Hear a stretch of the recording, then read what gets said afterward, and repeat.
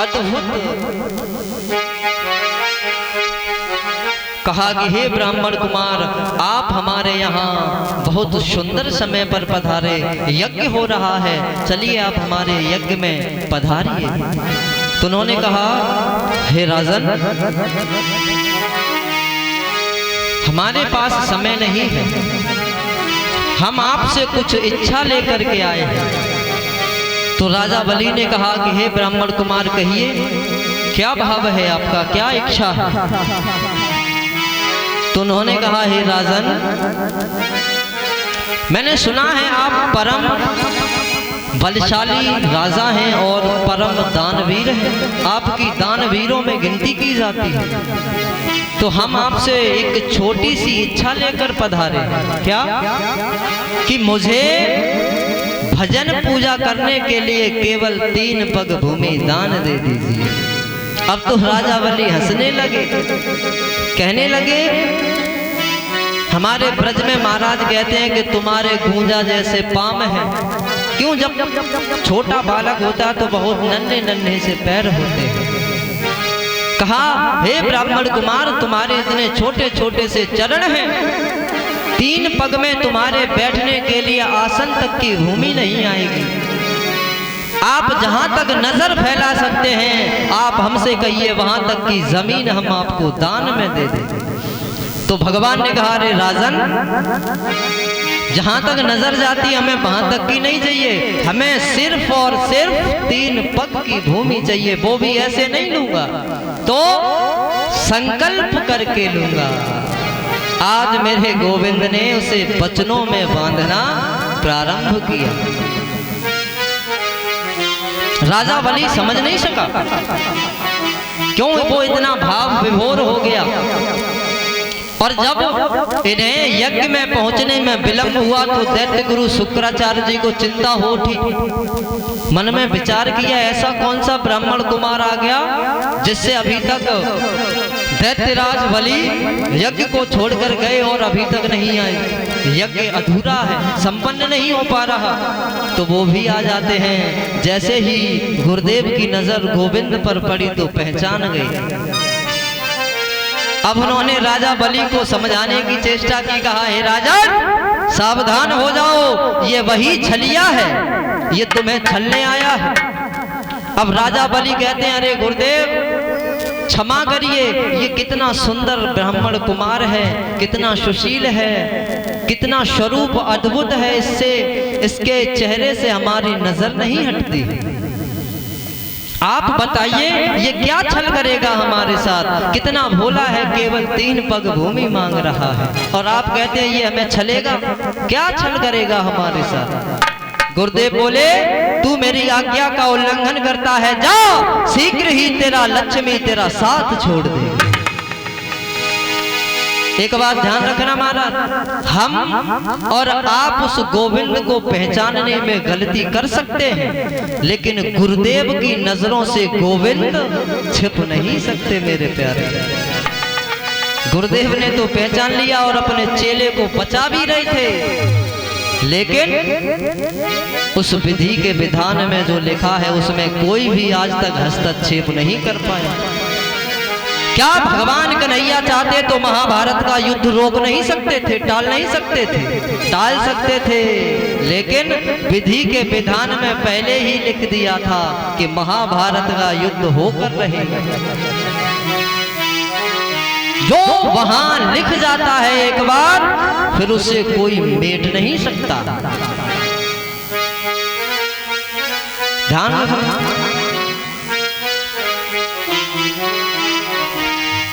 गुरुदेव ने कह दिया, जाओ, तुम मेरी आज्ञा का उल्लंघन कर रहे हो, अवहेलना कर रहे हो, तो तुम्हारी लक्ष्मी तुम्हारा शीघ्र ही साथ छोड़ देगी। राजा बलि को कोई चिंता नहीं हुई, तनिक सी भी। राजा बलि वामन भगवान को 3 पग भूमि देने के लिए एग्री यानी राजी भी हो जाते हैं महाराज। तो भगवान बोले, हम ऐसे नहीं लेंगे, संकल्प करेंगे। अब संकल्प कैसे होगा महाराज? सभी वस्तुएं होनी चाहिए, जल भी होना चाहिए। तो महाराज बलि की पत्नी थी विंध्यावली।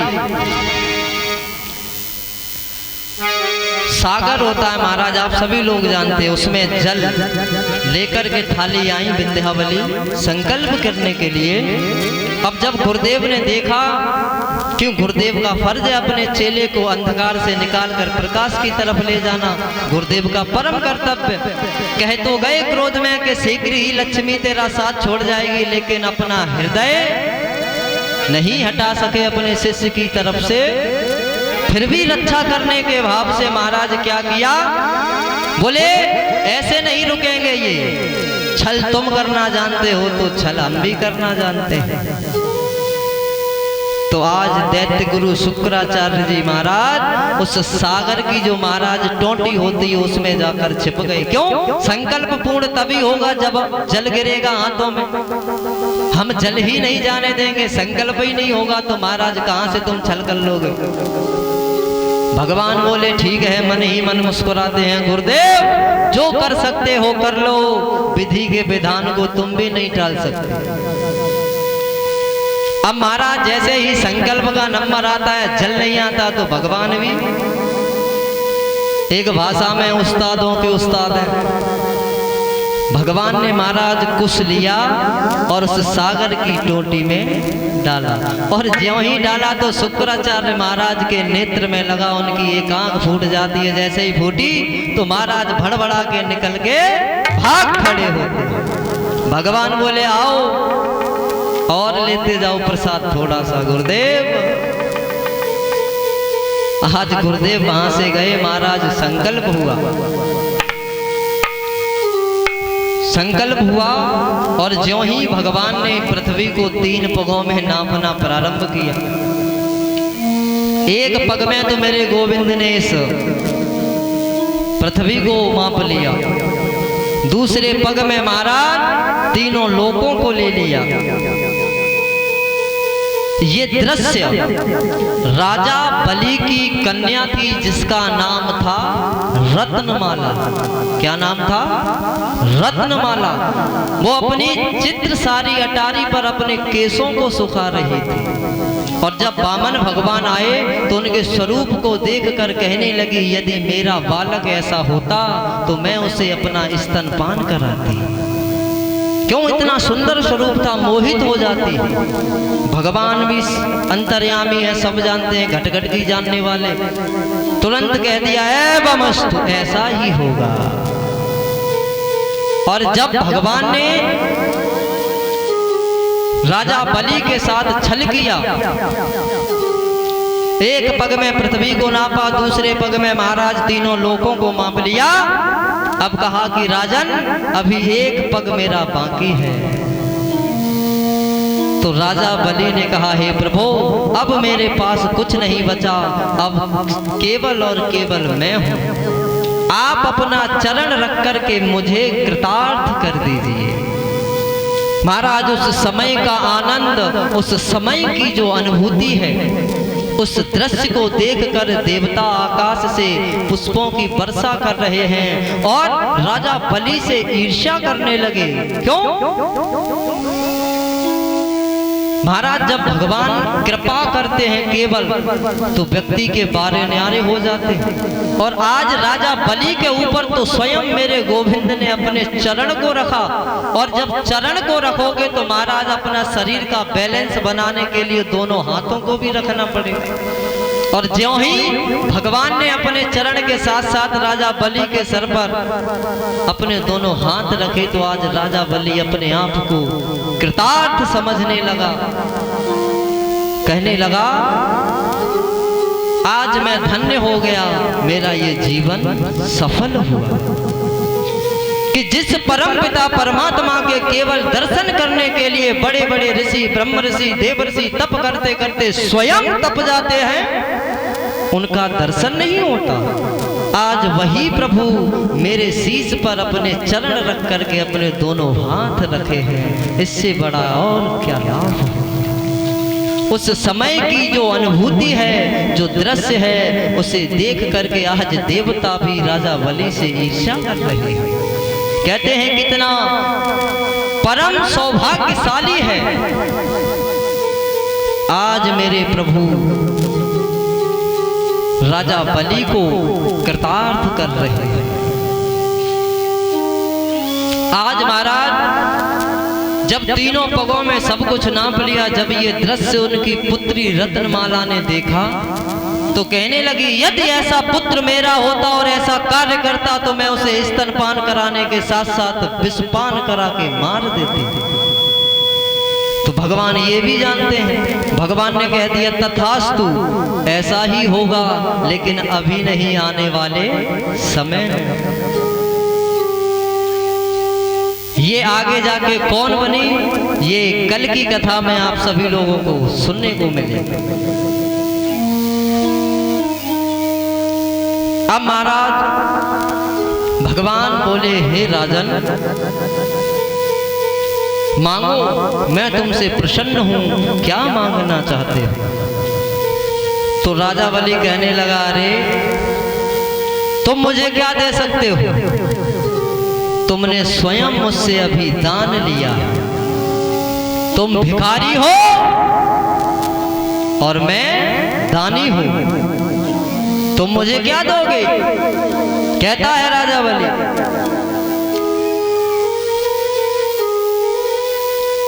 क्या मांगू तुमसे भगवान,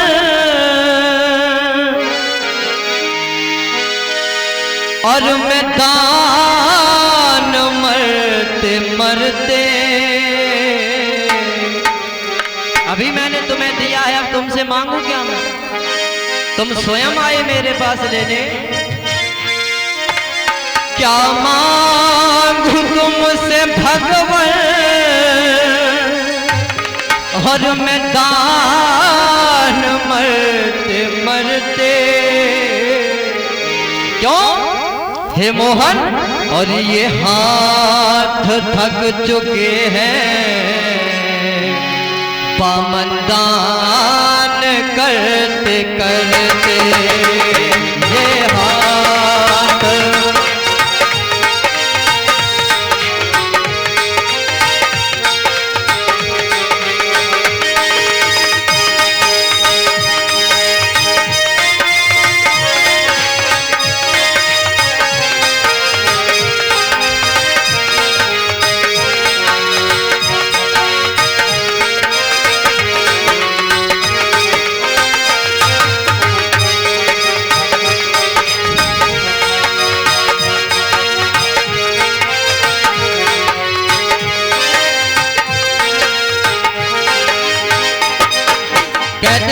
भगवान, मैं आपसे क्या मांगू? मेरा ये जीवन दान करते करते ही निकल गया, ये हाथ मेरे दान करते करते थक चुके हैं, और अभी कुछ क्षण पहले मैंने तुमको ही दान दिया। अब तुम कहते हो कि मुझसे मांग लो, तो तुम एक भिखारी हो, मैं एक दानी हूँ, मैं तुमसे क्या मांगू? तुम मुझे क्या दे सकते हो? क्या मांगू तुमसे भगवान, मैं दान मरते मरते, ये हाथ थक चुके हैं, पावन दान करते करते, ये हाथ थक चुके हैं, पावन दान करते करते,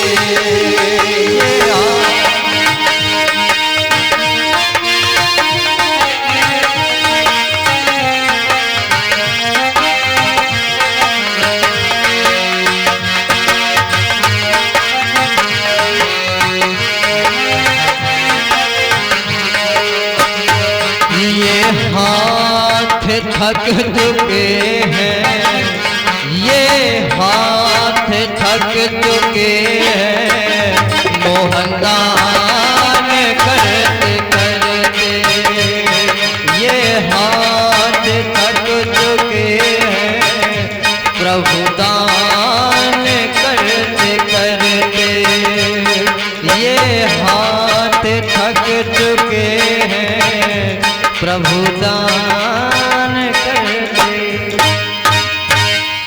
प्रेम से बोलिए वामन भगवान की। बोल गोविंद भगवान की। जोरदार तालियों के साथ वामन भगवान का स्वागत करेंगे सभी लोग। बैठ जाइए।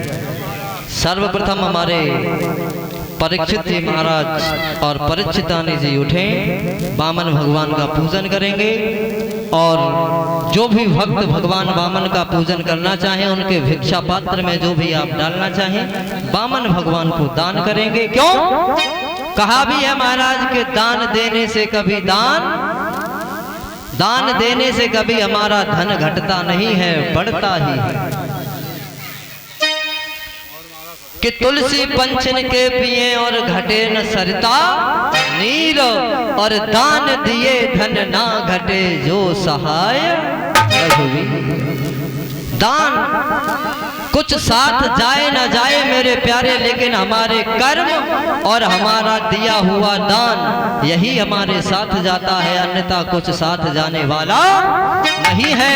और जो इस भर्म में भूला हुआ है कि महाराज हाय पैसा करके मर जाते हो, और जब मरते हो तो एक धेला भी साथ नहीं ले जा पाते। क्यों? किसी ने कहा है कि कमाल नर चाहे हीरा मोती,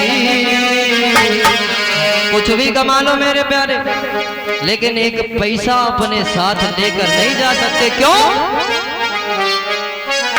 कि कमाल नर चाहे हीरा मोती, क्यों? कि कफन में जेब नहीं होती। कमाल नर चाहे हीरा मोती, कफन में जेब नहीं होती। कमाल नर हरि बोल, जय हो।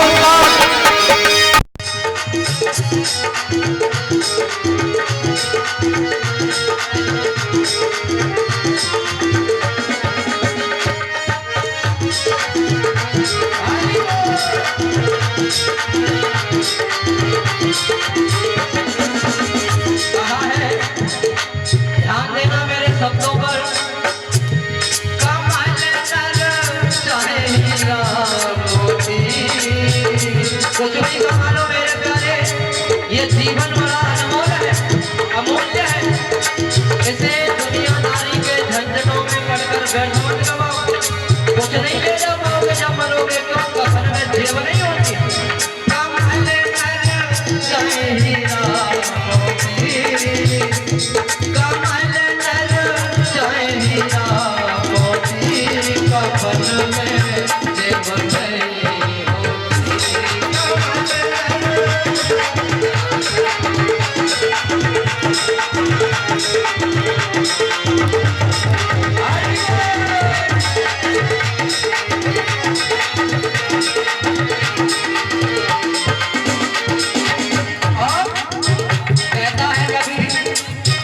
चाहे तू खाए ले रूखी सूखी,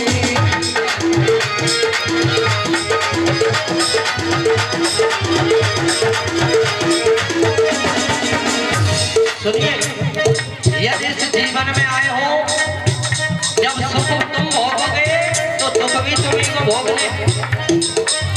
चाहे तुम खाए ले रूखी सूखी तो, और चाहे तुम खाए ले पूरी कचौड़ी।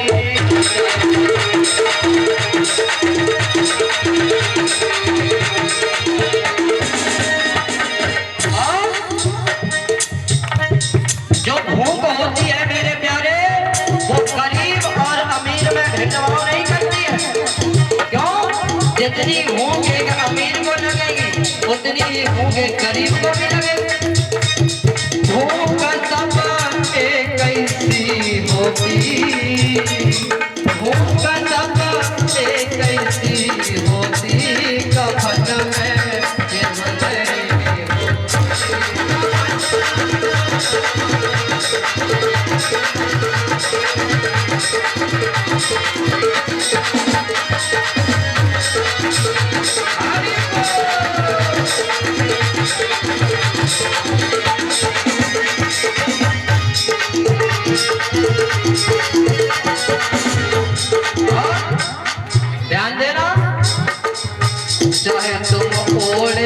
साल दुसाला।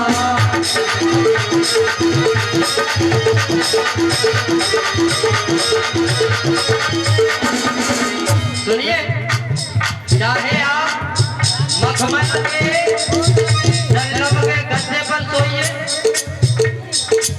चाहे तुम ओढ़े साल दुसाला, चाहे तू ओढ़े फटो चादरा।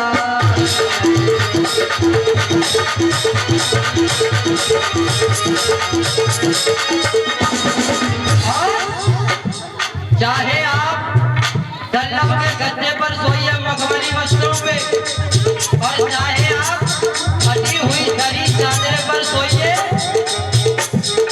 क्यों नींद सब कैसी होती। क्यों ऐसा नहीं है महाराज कि हम डल्लम के गद्दे पर सो रहे हैं, अमीर हैं तो हमें नींद अधिक आएगी, और हम गरीब हैं फटे हुए वस्त्रों पर सो रहे हैं तो हमें नहीं आएगी। महाराज मैंने ऐसे ऐसे लोगों को देखा है जो नींद की 5-5 गोलियां खा के सोते हैं, लेकिन फिर भी नींद नहीं आती है। नींद सब कैसी होती, वो बेदवाड़ी करती है गरीबी और अमीरी का।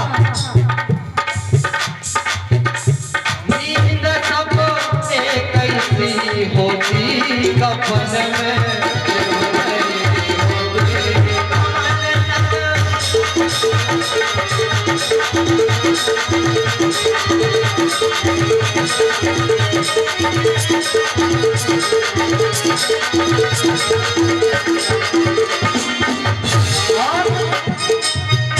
आखिरी पंक्तियों में कहा है कवि ने, चाहे तुम बन जाओ घाट भिखारी,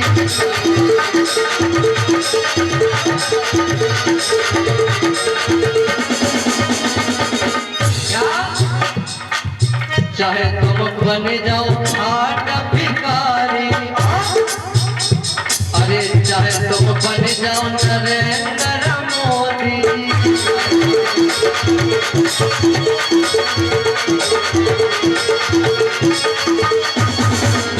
चाहे आप भाट हो, भिखारी हो, भिक्षुक हो, फकीर हो, साधु हो, संत हो, महात्मा, कोई भी सही निर्धन हो, और चाहे देश के हमारे पीएम हैं नरेंद्र मोदी जी, वो हो, जितनी इज्जत एक प्राइम मिनिस्टर की होती है उतनी इज्जत एक गरीब की होती है। यदि हम एक चांटा गरीब में लगा दें, जितनी इज्जत इस गरीब की जाएगी, और एक चांटा हम एक अमीर व्यक्ति में लगा दें, उतनी इज्जत उसकी जाएगी। वो भेदभाव नहीं करेगा। क्यों? वो इज्जत कैसी होती, इज्जत एक ही हमारा, चाहे गरीब की हो चाहे अमीर की हो, वो भेदभाव नहीं करेगी। अरे इज्जत कैसी होती, कफन में जेब नहीं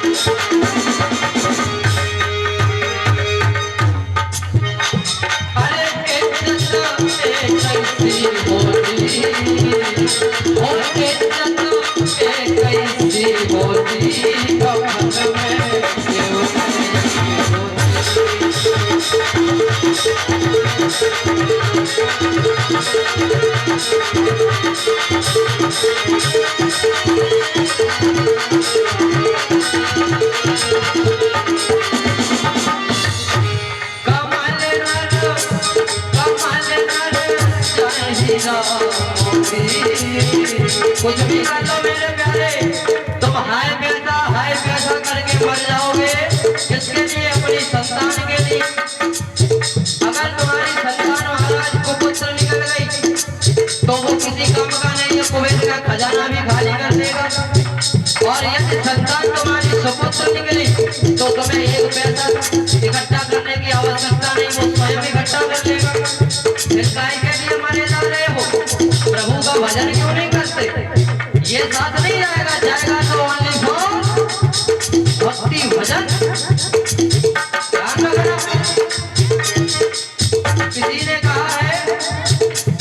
पूत सपूत तो क्यों धन संजय, और यदि पूत कपूत तो फिर क्यों धन संजय। दोनों ही सूरतों में इकट्ठा करने की आवश्यकता नहीं है भैया। और जो करता है मैं उससे बड़ा बेवकूफ किसी को समझता नहीं। चाहे हीरा मोती, चाहे हीरा मोती, कमल में देव मेरी